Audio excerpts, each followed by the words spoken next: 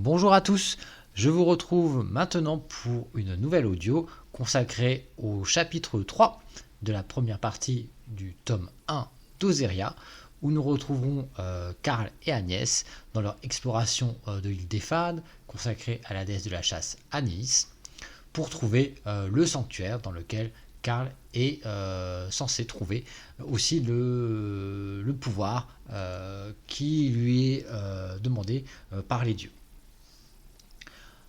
Précédemment, on a vu que les deux jeunes gens avaient commencé à explorer Vélum, la capitale, ainsi que ses environs. Ils étaient partis vers les falaises qui entourent la ville et choqués par une scène d'un rituel en fait religieux qui s'est vu malheureusement offrir un bœuf en sacrifice à un monstre marin. Eh bien, Agnès et Karl ont décidé de s'éloigner de cette scène un petit peu d'horreur qui a beaucoup remué la magicienne pour explorer plus en hauteur les montagnes de Vélum qui s'appellent les Stones et qui se trouvent tout autour de la ville. Voilà donc ce qu'ils vont y trouver. On y va, c'est parti. Les Stones formaient une imposante chaîne de montagnes qui traversait la partie orientale des Fades. Sauvages, escarpés, les sentiers qui permettaient de les parcourir s'avéraient très dangereux, et l'on devait monter un moment pour atteindre les premiers plateaux. Après une longue marche à l'ombre des roches ancestrales, Agnès et Karl commençaient à s'approcher de l'un de ces hauts plateaux, quand ils entendirent soudain les cris affolés d'une jeune femme briser le silence dans lequel ils évoluaient jusque-là. Alors que Karl essayait de repérer d'où provenaient ces hurlements déchirants, une inconnue d'une grande beauté surgit de derrière les rochers, le visage déformé par la peur. « Aide-moi » supplia la malheureuse en s'adressant au souverain. « Je ne veux pas épouser cet homme répugnant. Seigneur, sauve ma vertu, je te le demande à genoux. » La jeune femme s'agenouillait effectivement devant le roi de Cagas, quand un paysan muni d'une fourche apparut à son tour. Agnès et Karl étaient visiblement arrivés au beau milieu d'une scène de ménage. Très embarrassé, Karl se dit que la meilleure solution restait encore d'essayer de parlementer. Il se racla donc la gorge avant de se diriger vers le paysan furibond, laissant la jeune femme qui avait imploré son aide aux bons soins d'Agnès. L'énergumène qu'elle devait épouser était de taille modeste, corpulent et vraisemblablement peu commode. Au bout d'un court instant de réflexion, Karl se lança en faisant face au paysan. « Écoute, mon brave, ne crois-tu pas nécessaire de traiter cette demoiselle de façon plus élégante ?» Devant la circonspection de son interlocuteur, Karl sortit un peu d'argent de sa bourse et le lui tendit. Le fermier le regarda avec convoitise et répliqua d'une voix cassée.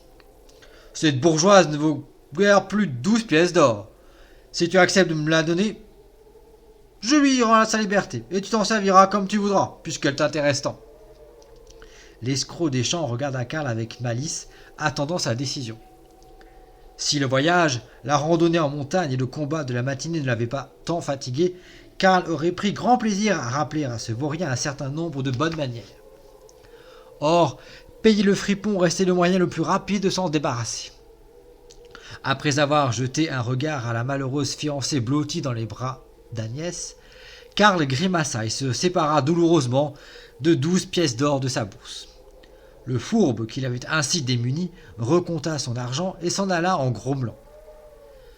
À peine Karl s'était-il retourné que la jeune vierge qui l'avait sorti d'affaire se jeta à son cou en lui disant « Merci à toi, étranger.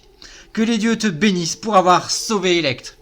Adieu, mon ami. » Électre embrassa son héros sur la joue et redescendit vers Vélum en courant. Karl demeura abasourdi, voire dépité, de constater que la jeune femme souhaitait s'en aller aussi rapidement.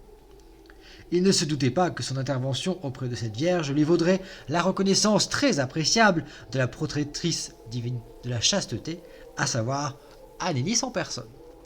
La déesse avait assisté à toute la scène avec Électre et se promit de se montrer favorable à la réussite du jeune souverain qui s'était donné tant de mal pour préserver le souhait d'Électre de rester chaste.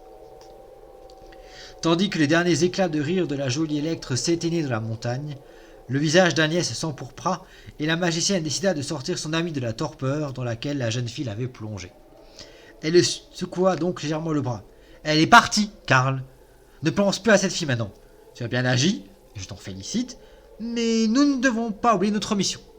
Je propose qu'on marche encore un peu avant de rejoindre Vélum. Qu'en dis-tu ? Karl ne répondit pas. Il se contenta de hocher la tête avec abnégation avant qu'Agnès le traîne vers les sommets des Staudes. Elle espérait que la hauteur lui ferait reprendre ses esprits. Et voilà pour cette petite vidéo du moment. J'espère que ça vous aura encore une fois fait passer un bon moment. Le chapitre 3 de la première partie du tome 1 d'Ozeria s'achève sur cette scène avec Electre. J'espère qu'elle vous aura fait sourire et je vous souhaite une bonne continuation dans votre découverte d'Ozeria très bientôt, je l'espère. Merci pour votre attention et encore une fois, à très vite dans le monde d'Ozeria.